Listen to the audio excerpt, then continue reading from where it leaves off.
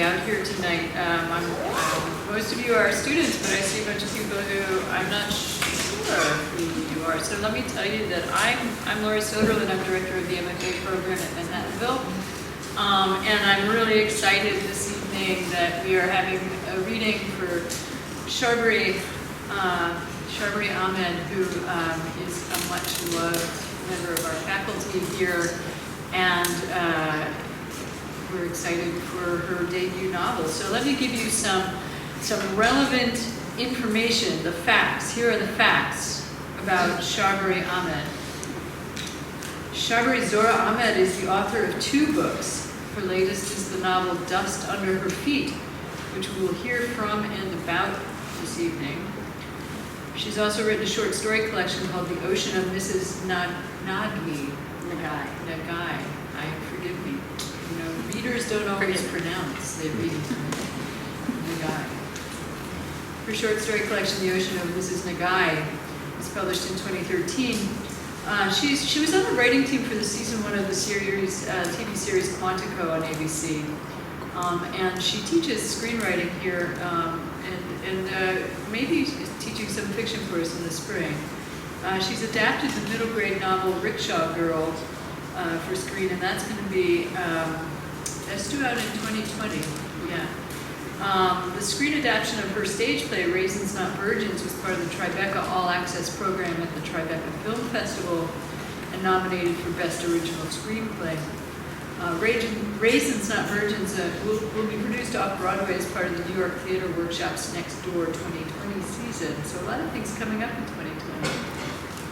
Her short fiction has appeared in journals, the Gettysburg Review, the Asian Pacific American Journal, Catamaran, Caravan, Inroads. It goes on, and it continues. I think we've recently tweeted out some new short fiction publications that Sharbari has. We're excited to have her as part of our faculty at Manhattanville. She teaches also at Fairfield University and at Central Park University. Sharbari has a dog named Percy.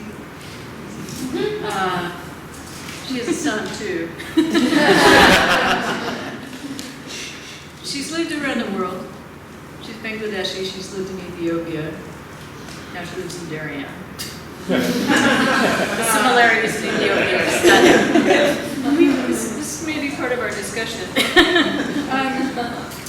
We read together this summer, and she made this incredible, we introduced each other, and my introduction of her sounded very much like the one I just gave you, and then she did this one for me that was so amazing, and ever since then I've been meaning to get back at her. So what is your birthday, Sharbari? April 5th. Oh my gosh, I'm April 8th. We are so close. We're like Aries sisters. Yeah. Yeah, she had a lot of those kinds of details. It was pretty crazy. But I'm not going to go there because our time is limited, and what we're going to do this evening is we're going to have a conversation about this new novel, and then we'll hear Sharbari read some of it, and we'll open up to your questions about her work and her process. So close to the mic. And we will make sure that we speak right into the mics. Yes. Yeah. So this is a debut novel. You've been a fiction writer and a screenwriter, but this is your first novel. Yes. It's the long term. It's the marathon of writing. I wonder if you could talk a little bit about the process of leaping from being a short fiction writer to a novelist. How did that feel to you? Painful. Yes. Yeah. It was hard. Okay. Yeah. What kind of hard? Well, I mean, it required a lot more commitment and discipline, and that's why it took me 15 years, because I was going in and out of commitment to it. And a short story feels like I can, it's a short burst, and I can go back to it, but I know I see an ending. Whereas with a novel, especially this one, because it was historical fiction, I didn't see the end. It was daunting. So, yeah. So you slogged through it. Is your process of writing a novel, in the process, did you know where you were going, or are you one of those, like, let's see where the next page takes me kind of person? It was the latter. So you just kind of start going and see where it goes. Yeah. I have a general idea, but usually I move away from it at some point. Because it takes on its own life? Yes. That's terrifying. It is. What if you get like 200 pages into it, you say, oh no, this isn't going anywhere? That's what happened. Yes. Well, 125 pages. And then what did you do? I scrapped 125 pages. 125 Yeah, pages. it just wasn't working. It wasn't coming together. The characters didn't ring true. They weren't taking over like they were supposed to. I was still guiding them too much. So my author's voice was intruding too much. The narrative stopped being fluid. So I realized it wasn't going to work. Yeah. Well, we should back up and we should talk a little bit about what this novel is. I was looking at some of the reviews of the novel online, and it's only very recently come out, so it's still something being written about, being discovered. One review was noting that it was so complex it had racial and socio-political tensions of the Asian theater of World War II, taking on religion, caste, gender, nationalism, race, and class. Wow, that's very ambitious. Could you tell us just a little about what the novel is, so we can talk about it? You know what the novel is? The novel is me trying to reconcile my Americanness with my Bengaliness. And so what happened was I was this little Bangladeshi American girl growing up in love with movies, Hollywood movies, the black and white movies from the Golden Age. One of my favorite movies of all time when I was a little girl was Casablanca, which I didn't know at the time was the perfect film, but I loved it so much. But as I got older, I realized there's nothing in Hollywood that reflected me. And I felt like I was an interloper. But I'm American, and I can relate to this, and I understood the language, and the stories made sense to me, even though there was nothing reflecting me, except for movies like Jungle Book, which was bizarre, and Gunga Din, which was bizarre, and what's the other one with Kim, the one with the little brown boy running around. It wasn't me, And so I started out with this notion of trying to take what I love, which is these old Hollywood movies set during World War II in the late 30s, and my Bengaliness, and this is what happened. And it ended up being kind of a love letter to that era. So, and when you started writing it, you say you got 125 pages in, and you realized that I liked some of the words that you were using to describe what was not working, the way that, the characters had not taken on their own lives. No, they weren't. So what happened was I made a mistake. I was trying to write Casablanca, and I don't, think anyone should try to do that. It's a good idea. It is a good idea. But so I was trying to do that, and so it wasn't working. So the characters needed too much. 125 pages into it, your characters should be running the show, not you, because you've created them. They're grounded. They're authentic. They're full. And so what comes out of their mouths should be exactly what should be coming out of their mouth, not you directing it. I don't know if that makes sense. Sure. It wasn't flowing naturally. Yeah. So it, probably because I'm a memoirist and this idea of creating characters that take on a life of their own, I think, well, of course the characters have a life of their own, they're real, but that's because mine are nonfiction. Right. It makes me wonder if part of your mission here was to explore your own life experience and identity.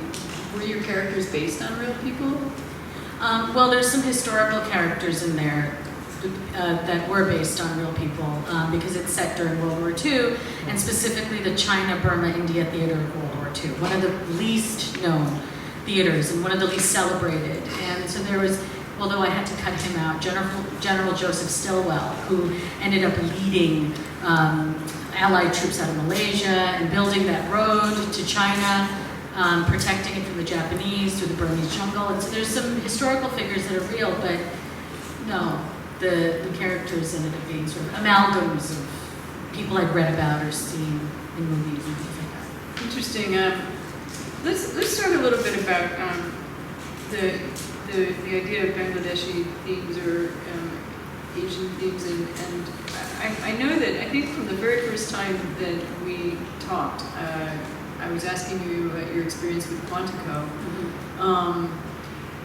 how has sort of your global identity, you've born here, lived there, come here, how has your global identity really affected your work or taken it in different directions? Well, I mean, it definitely informs the way I approach stories or the kinds of stories I'm going to tell. But I feel like at the end of the day, my voice is inherently American. And I don't even know what that means, because you can be Hemingway American and you can be Toni Morrison American. And so it's just being American. And I don't think the world, especially the publishing industry here, is caught up with the notion of Bangladeshi American. Not yet, but hopefully someday. So yeah, I think it's an American voice that has had many experiences, global experiences. And I think when you were working in the setting of the writer's room for Quantico, which I know has really influenced you because it's influenced the way you teach. Yes. I know that you recreate that experience, and it's great for the students. But your experience of writing in that kind of a setting, can you describe a little bit about what that's like? I mean, you in your novel, you get to go deep, and your characters are taking on their own lives, and you're the puppet master in a way. Different altogether writing for Quantico, right? Yeah, I mean, a writer's room is batshit crazy. It's quick, especially network television, because you're writing as the show is being shot. So it's not like streaming, where you write a chunk and then send it off, and then they film it all at once. I mean, we're writing an episode, while we're writing or breaking an episode, they're off shooting another episode. So so people are running around in a constant state of panic. And in the writer's room, that panic is pretty high. And so it's a completely different experience. It taught me how to write really quickly. It taught me how to pitch. That was the weakest part. I wasn't comfortable because the rejection was swift and immediate. Like, I have a pitch, she jumps off the roof, and everyone just looks at you and goes, okay, that's what's for lunch? I mean, literally, in your face. And so that was tough, and it's hive mind thinking. And you're there essentially, if you're staffed in a writer's room and it's not your show, you're not the creator or the showrunner, you're there for what? We're there to carry somebody else's water, right? You're there to make somebody else's vision come to life. That's extremely different than working on your own stuff. So you have to be very flexible. And Quantico wasn't my wheelhouse. The style of it, it's a procedural FBI show.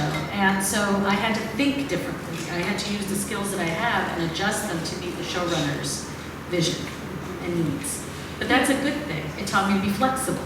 Well, flexibility is a word that was going to make its way into my next kind of question anyhow. Because, I mean, to be able to write short stories and then switch to a novel and then work in a writer's room and then adapt books into screenplays, I mean, this just a sort of flexibility in writing that is almost distracting. I mean, is there a particular genre that you'd like to say, this is it now, I'm just doing this? No. Good. That's awesome. So if you had a chance to be in a writer's room again, is that a positive experience that did you thrive there? I did and I didn't. It's very competitive. It's baptism by fire kind of thing. But when I did well, it was incredibly satisfying. When I had to write my episodes, I was given very little time. So we might spend 10 days breaking the episode, but I was given 2 days to write it, the entire hour of television. So luckily we outlined very comprehensively, so I was able to go and do it. But it was still, it took me 15 years to write a novel. Can you imagine how difficult it was to write? But yeah, if I get an opportunity to staff in another room, I definitely will. But probably not a procedural, that's probably not. Though now I'm reading a pilot for somebody who's interested in staffing me and potentially, and it's a procedural. But it's written by a woman, it's interesting, so we'll see. Never say never. I'm pleased to see that Raisins Not Virgins is coming back. That's your play, and that was your first your first play and your first really completed piece of professional writing. Yes. What do you think has brought it back? Is it resonating in a new way? I think it's time now. So I think it's really maybe we should tell people a little bit, if they don't know, it's what the play is about. Okay, so the full title is Raisins Not Virgins, a romantic comedy about jihad. And it's essentially, I wrote it in 2003 initially, and it was a reaction to 9/11, and it was about a Muslim American woman of Bangladeshi origin who sort of eschewing Islam and traditional Islam and trying to rebuild it on her terms. And she discovers what she thinks is a loophole called ijtihad in the Quran and Islamic tradition, which is interpretation or reinterpretation, which is something that a lot of fundamentalists don't want us to know about, right? It means that we can take the Quran and we can do whatever we want with it, and if women take it and interpret it the way they want, well then there'll be pandemonium, you know? So one of the things is that the word for raisins and the word for virgins is very similar. So what scholars have discovered is that initially the call to martyrdom, the reward was raisins of startling white clarity. And the person who came up with this, the politician, was like, there is no way I'm going to get people to martyr themselves for my political agenda for raisins. I mean, it's just not going to happen. So the word for raisins is hur, and the word for maiden is huri. So he just dropped the I. This is true. He dropped the I and made it fair-skinned virgins, because he knew that people would martyr themselves for sex. So when she discovers this loophole, she's like, wait a minute, that throws everything up, and I can interpret Islam for myself, and she reinterprets the meaning of jihad, which means struggle. That's all it means. It does not mean kill the American infidel. It means internal spiritual struggle, not outward violent. That's the opposite of that. And when you say it's time for this to come back, do you mean that it's been away for a while, so it's time to come back, or do you mean it in the sort of greater meaning of it's time for this show? It was, well, so when it came out, it got some attention, but it didn't. People were confused. They didn't know what to do with it. They didn't understand seeing a Muslim American woman being sexual, saying things, having sex with Jews. What? You know, they didn't. It's like, what is happening? And so I was accused of anti-Semitism and Islamophobia, and people just didn't know what to do with it. They found it threatening. And so I let it lay for a while and went on and did other things. And then somebody who is now a very up-and-coming and incredibly accomplished young stage play director, Arpita Mukherjee, contacted me and said, I saw your play when I was 15, and it changed my life. It gave me permission to pursue theater, because we're both Bengali American, and her parents were like, you have to become an engineer. You know? And so she said, would you mind if we revived it? And so she's taken it, and she went to the New York Theater Workshop, and they said yes. But she said, I love your play, it's amazing. So can we rewrite it? I'm in the process of revising it. Bringing it up to millennial standards. You talk about the difficulty presenting that play originally, and you were accused of anti-Semitism, Islamophobia. Both. And then I know that there were some incidents around writing for Quantico and the tokenism that you experienced, and some hostility there. You gave a talk here a couple of years ago. We called it the Muslim American writer in Trump's America. The Muslim writer in Trump's America, I think. But it seems like the Trumpism aspect of that, just added on. It seems like it's been, you've confronted a lot of hostility all along. Yeah, well, I mean, for Quantico, I got attacked by the Hindus. I can't seem to make anyone happy. and this, I didn't even write this episode. It was last summer. It was season 3. Nobody who was on the original writing team is writing for this show anymore. Season 3, and there was some episode that aired in India, and my Twitter account and social media just started blowing up because this episode was about Indians framing Pakistanis for a murder.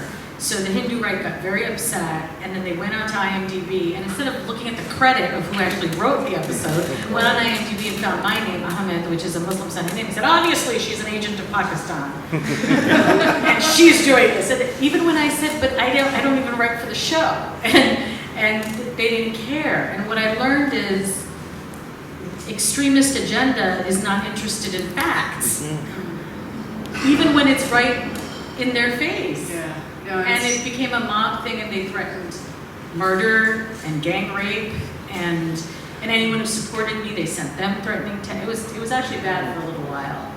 And the BBC contacted me. Well, it's this hatred. It's hatred. It's irrational. It has nothing to do with facts. It has to do with just people full of hate and fear. But they were really disappointed when they found out I wasn't Pakistani. It was really fun. One guy was like, "You're not Pakistani?" I'm like, "No." He's like, "Whatever, Bangladesh sucks anyway." Okay. You really almost couldn't write anything without exposing yourself to attack just because there would be people who are Oh, absolutely. Absolutely. You make yourself vulnerable as writers or put your work out there. You have to be prepared for that. Yeah. As much as you can be. Well, I know you're going to be, you're really blowing it up because you're going to be writing about Darien in the upcoming book. Yes. So the Darien people. Well, the book is, you mean Poverty Lane? Yes. No, it's about Darien, but it's not about Darien. It's about the illusory aspect of the American dream for some people. Oh, that's. Yeah. In Darien. Yeah. That's a big and beautiful idea, the illusory aspects of the American dream. Seems like a really big leap to go there from World War II, Pacific Theater. What's up with that? I just don't want to do historical fiction again. It was, I mean, the research I had to do to get the war scenes right, to really create the atmosphere in an authentic, grounded way. I mean, I had to read so many books. I really had to get my facts straight. Yeah, it's a pretty epic endeavor. Yes, it was tiring, so I don't want to do that anymore. Well, I think that it's great to be able to talk to you about so many different types of writing and the different ways that your writing has been received by the world. But I think we'd also just really like to hear some of the book and then give the audience an opportunity to ask you questions about the book and the research for it. And so Sharbari's going to read some sections from her new novel, and while she's doing that, I hope you'll all kind of get ready to ask her some excellent questions afterwards. Okay.